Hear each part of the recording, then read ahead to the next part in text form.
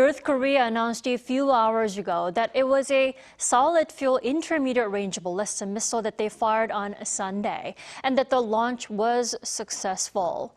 And the North's top diplomat, Choe Son-hui, is reportedly on her way to Russia. Our Bae Eun-ji leads us this morning.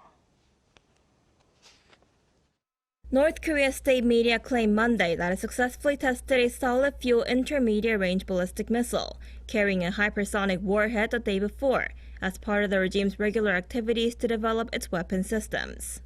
It said the test firing did not affect the security of neighboring countries and that it had nothing to do with any situation in the region.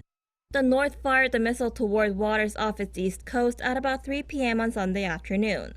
The South Korean military assessed that the missile, launched from an area near Pyongyang, appears to have been an intermediate-range ballistic missile that traveled about 1,000 kilometers before landing in the East Sea.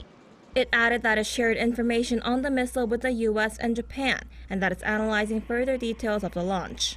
In the meantime, the top nuclear envoys from the three nations held a phone call on Sunday and strongly condemned the launch.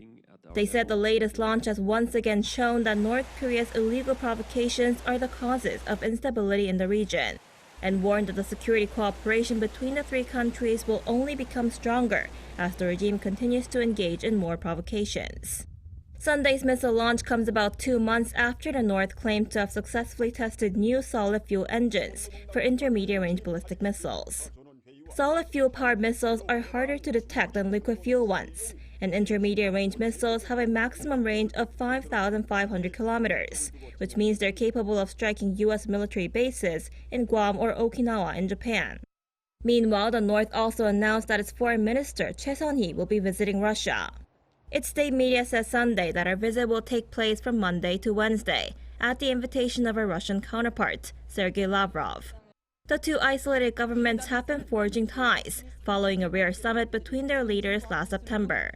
Officials from South Korea and the U.S. have said the North appears to be supplying military equipment to Russia for use in its war with Ukraine, while Russia was providing technological support for the North's satellite and missile programs. Bae Eun-ji, Arirang News.